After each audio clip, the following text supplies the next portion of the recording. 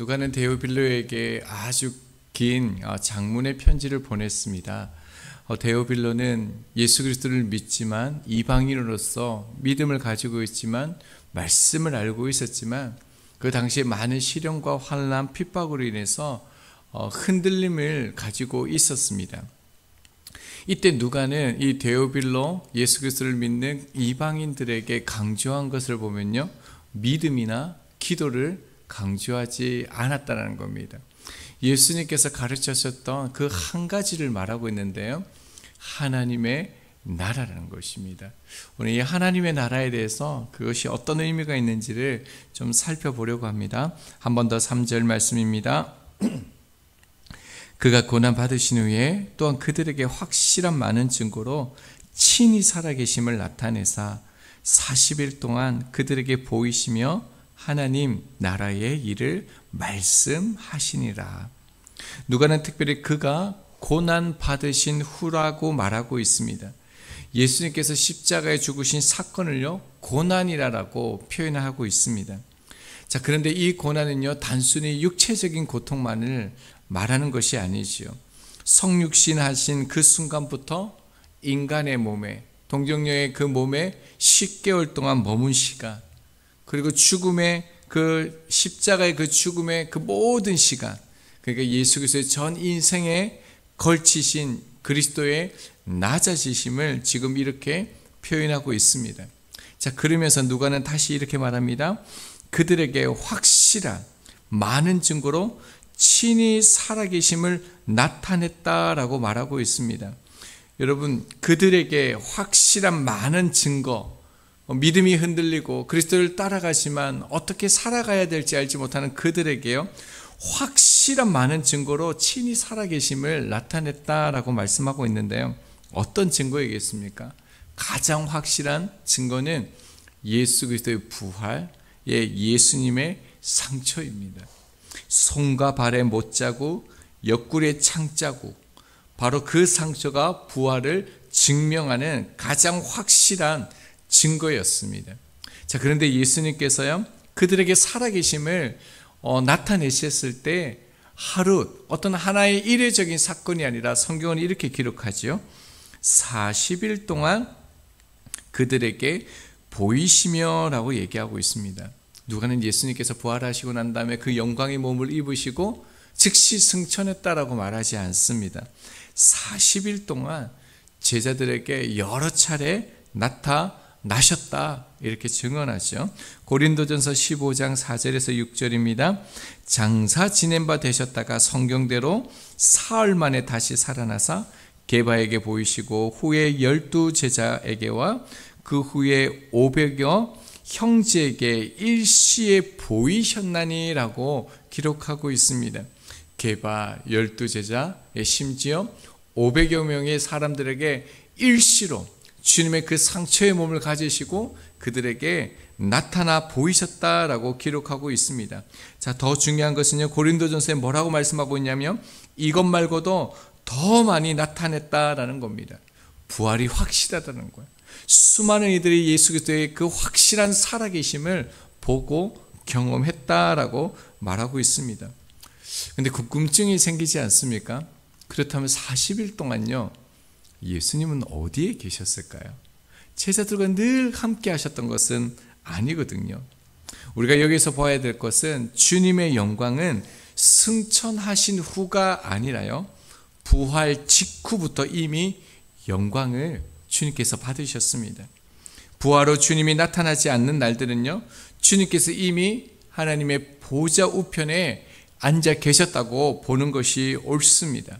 자, 그렇다면요, 지금 이 땅에서 제자들과 함께하는 수많은 무리들과 함께하는 이 40일은요, 하늘과 땅이 연결된 신비로운 시간입니다. 매우 특별하고요, 독특하고요, 아주 소중한 시간입니다. 주님은 그렇게 굉장히 신비롭게 그들과 함께 하신 것이죠. 주님의 몸은 육체의 몸을 가지고 계셨지만 죽음을 정복한 그 부활체, 완전한 몸을 가지고 계셨습니다. 더 이상 이 땅에 계셨지만 시간과 공간의 제약을 받지 않는 새로운 차원의 존재였죠. 주님은 이 몸으로 제자들에게 계속 나타나시면서 부활이 사실임을 친히 가르쳐 주셨습니다. 자, 그런데 또 하나 또 질문을 하게 됩니다. 그러면 꼭 40일이어야 했을까요? 그냥 이렇게 몇 번 가르치시고 이렇게 가시면 되는데 왜 40일 동안 그렇게 보이셨을까요? 이 40이 주는 의미가 있습니다. 특별히 성경에서 이 40은요, 실현과 준비 그리고 완성을 뜻할 때 이 40일을 사용합니다. 이스라엘 백성들이 출애굽하여 가나안의 그 땅에 들어갈 때 몇 년이 걸렸습니까? 40년이죠. 또 특별히 예수님께서 공생애를 그 사역을 시작하셨을 때 마귀에게 시험을 받는데 얼마의 기간이었습니까? 40일 동안 시험을 받으시고 이기셨습니다. 자, 그러니까요, 상징적인 의미죠. 예수님께서 부활하시고 난 후에 40일 동안 나타나셨다는 것은 부활이란 곧 출애굽한 백성들이 가나안에 입성한 것처럼 그 주님의 부활이 그 구원의 완성이라는 것을 우리 가운데 나타나고요. 그리고 예수님이 완전한 승리를 이 땅 가운데 믿는 자들에게 그 구원을 주셨다는 것을 우리 가운데 상징하는 것입니다. 자, 그리고 난 후 예수님께서는 이제 하나님의 그 나라의 일을 말씀하셨는데요. 이것을 얼마나 간절히 주님께서 가르치셨겠습니까? 예수님의 이 땅에 40일 동안만 제자들과 함께 있을 것을 아셨습니다. 예수님께서는 우리를 위해서 이 땅에 오셨지만 사랑하는 이들을 두고요, 이제 곧 하늘의 그 보좌에 올라가셔야만 하셨습니다. 그러니까 주님에게 이 시간은 얼마나 소중했겠습니까? 그럼 만약에 우리 가운데 이제 40일만 남는다면 그 시간을 우리가 어떻게 보내겠습니까? 예수님은 분명히 아셨습니다. 40일 후에 내가 이들을, 사랑하는 이들을 이 땅에 두고 이 환난 가운데, 시련 가운데, 핍박 가운데 두고 떠난다는 것을 아셨습니다. 그리고 그 주님께서는요, 이 40일 동안 이 땅에 계셨을 때 단 한 가지 주제만 가지고 그들 가운데 가르쳐 주셨죠. 하나님 나라의 일을 말씀하시니라. 예수님의 첫 설교가 혹시 무엇인지 기억나십니까? 마가복음 1장 15절입니다. 이르시되 때가 찼고 하나님의 나라가 가까이 왔으니 회개하고 복음을 믿으라. 이것이 예수님의 공생의 첫 번째 설교였습니다. 하나님 나라입니다. 그리고 예수님의 그 사도행전에 이런 수많은 예수 그리스도를 따르는 이런 사건들이 기록되어져 있는데요. 그 바울은 사도행전 마지막에서 또한 이렇게 말하고 있습니다. 사도행전 28장 31절입니다. 하나님의 나라를 전파하며 주 예수 그리스도에 관한 모든 것을 담대하게 거침없이 가르치시더라. 여러분, 주님께서는요, 십자가 이전에도 부활 이후에도 주님의 메시지는 일관되게 하나님의 나라였습니다. 예수님께서는 이미 공생의 사역 가운데 많은 설교와 비유 가르침을 통해서 하나님의 나라가 어떠함을 가르쳐 주셨습니다. 시작도 그리고 부활 후에도 마지막도 언제나 이 하나님의 나라가 주제였다는 것을 우리가 기억해야 됩니다. 시작도 과정도 결론도 하나님의 나라라는 것입니다.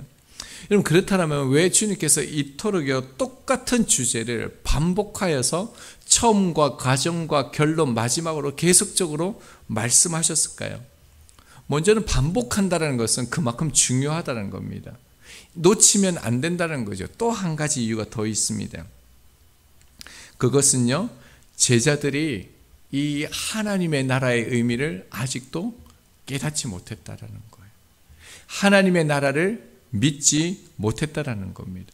그래서 나중에 6절에 보면 이 하나님의 나라에 대해서 제자들은 여전히 뭐라고 표현하고 있냐면 이스라엘 나라를 회복하는 것이 이때니까 라고 말하고 있습니다. 그들은 민족이 그들이 회방되어지는 것, 그것을 하나님의 나라라고 이해하고 있다는 겁니다. 자, 그런데요, 예수님 당시 제자들이 가졌던 이 오해는요, 오늘날 우리에게도 그대로 가지고 있습니다. 대표적인 오해가 무엇입니까? 많은 사람들이 하나님 나라 그러면 죽어서 가는 나라라는 생각을 여전히 하고 있습니다. 그뿐만 아니라 하나님의 나라는 지금은 아니라고 생각합니다. 또한요, 하나님의 나라는 우리 가운데 이루어지지 않는 뭔가 특별한 사건이라는 것을 우리가 가지고 있습니다. 제자들과 같이 오해하는 것이죠. 바리새인들이 예수님에게 그 하나님의 나라에 대해서 이렇게 묻습니다. 누가복음 17장 20절입니다. 바리새인들이 하나님의 나라가 어느 때에 임하나이까 묻거든 예수께서 대답하여 이르시되 하나님의 나라는 볼 수 있게 임하는 것이 아니다라고 말했습니다. 자, 그러면서요 이렇게 대답하셨습니다. 누가복음 17장 21절에요. 또 여기 있다 저기 있다고도 못하리니 하나님의 나라는 너희 안에 있다. 예수님께서 하나님의 나라는 너희 안에 있다라는 거예요. 각 개인마다 그 안에 하나님의 나라가 있다라는 겁니다.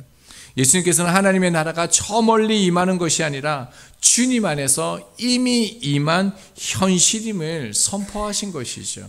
자, 그래서 이사야 말씀을 가지고 예수님께서 이렇게 말씀하셨습니다. 누가복음 4장 18절입니다. 주의 성령이 내게 임하셨으니 이는 가난한 자에게 복음을 전하게 하시려고 내게 기름을 부으시고 나를 보내사 포로된 자에게 자유를 눈먼 자에게 다시 보게 함을 전파하며 눌린 자를 자유롭게 하고라고 말씀하셨습니다. 자, 그리고 난 후 이어서 이렇게 말씀하셨습니다. 이에 예수께서 그들에게 말씀하시되 이 글이 오늘 너희 귀에 응하였다라고 말하고 있습니다. 메시아가 이 땅에 오셨을 때, 하나님의 나라가 이 땅에 왔을 때 그들은 가난한 자에게 복음이 전파되고 기름을 부으시고 포로된 자에게 자유, 눈먼 자에게 다시 보게 함을, 그리고 눌린 자가 자유롭게 되는 이런 일들이 일어난다라고 그렇게 믿었습니다. 그런데 예수님께서 말씀하시는 것은 무엇입니까? 오늘 너희 귀에 응하였다, 이루어졌다라고 말씀하는 것입니다. 그러니까 포로가 자유하게 되는 때는요, 죽은 뒤가 아니라 오늘이라는 거예요. 말씀을 듣는 순간에 하나님의 나라가 임한다라는 거예요. 눈먼 자가 보는 날은 먼 훗날이 아니라 오늘 지금이라는 것입니다. 눌린 자가 자유를 얻는 순간은요, 내일이 아니라 오늘이라는 겁니다. 따라서 하나님의 나라는 언젠가 이루어질 나라가 아니라 지금입니다. 그리고 저 멀리에서 이루어지는 것이 아니라 오늘 이곳 여기에서 시작되어지는 거죠. 이 하나님의 나라는 예수 그리스도의 그 무화과 비유를 보면 더욱더 분명하게 나타납니다. 공간복음에서 계속적으로 동일한 주제를 가지고 이 무화과 비유가 나오는데요. 마태복음의 24장 33절을 보면요, 이와 같이 너희도 이 모든 일을 보거든 인자가 가까이 곧 문 앞에 이른 줄을 알라라고 얘기하고 있습니다. 하나님의 나라를 말하면서 인자라고 예수님께서 이렇게 표현하는데요, 마가복음도 똑같이 이렇게 표현했습니다. 근데 갑자기 누가복음 21장 31절에 똑같은 비유에서요, 예수님은 이렇게 말씀합니다. 이와 같이 너희가 이런 일이 일어나는 것을 보거든 하나님의 나라가 가까이 온 줄을 알라라고 얘기합니다. 자, 그러니까요, 인자이신 예수님과 하나님의 나라가 동일하다는 거예요. 예수님이 계신 곳이 곧 하나님의 나라라는 거죠. 예수님께서 사람을 용납하시고 사랑하실 때 그 자리에 뭡니까? 하나님의 나라가 임하였다라고 말합니다. 사람들이 예수님께 달려갔을 때 그것이 곧 하나님의 나라였다라는 겁니다. 사도행전에서 보듯이 하나님의 나라가 임하면요, 개인의 삶과 가정, 학교, 직장, 그리고 공동체까지 놀라운 변화가 일어나는 것을 우리가 보았습니다. 그래서 마태복음 6장 33절에는요, 그런즉 너희는 먼저 그의 나라와 그의 의를 구하라. 그리하면 이 모든 것을 너희에게 더하시리라. 그 나라와 그 의를 먼저 구하라는 말씀이 무엇입니까? 하나님의 나라가 모든 것 위에 첫째라는 겁니다. 그럼 저희들은 이 놀라운 비밀을, 이 말씀을 믿음으로 붙잡아야 합니다.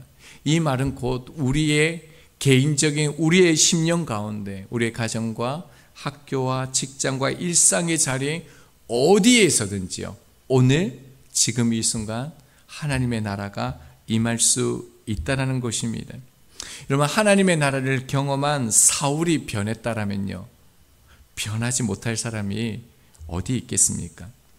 하나님의 나라가 임하면 인간의 노력만이 아니라 하나님의 역사로요, 삶이 변화되는 것을 성경이 또한 역사 속에서, 우리의 삶 속에서 분명히 나타나고 있습니다. 하나님의 나라는요, 하나님께서 다스리는 나라입니다. 자, 그러나 우리가 기억해야 되는 또 한 가지는 무엇입니까? 하나님의 나라는 가만히 앉아 가지고서는 되는 것이 아니다라는 것입니다. 하나님의 나라가 오게 하기 위해서는요, 말씀을 봐야 합니다. 나 자신이 반드시 말씀을 묵상하고요, 이 말씀을 붙들고요, 이 말씀을 가지고 기도해야 합니다. 그리고 주님을 신뢰해야 됩니다. 그리고 수고와 노력 가운데 우리의 모습 속에서 주님이 일하시고 주님의 나라는 그렇게 주님을 통하여 우리 가운데 나타날 것입니다. 하나님의 나라를 위해서 기도해 주시기 바랍니다. 특별히 이 땅의 교회와 목회자들이 그들의 모습과 행동에 하나님의 나라가 임할 수 있도록 기도해 주십시오.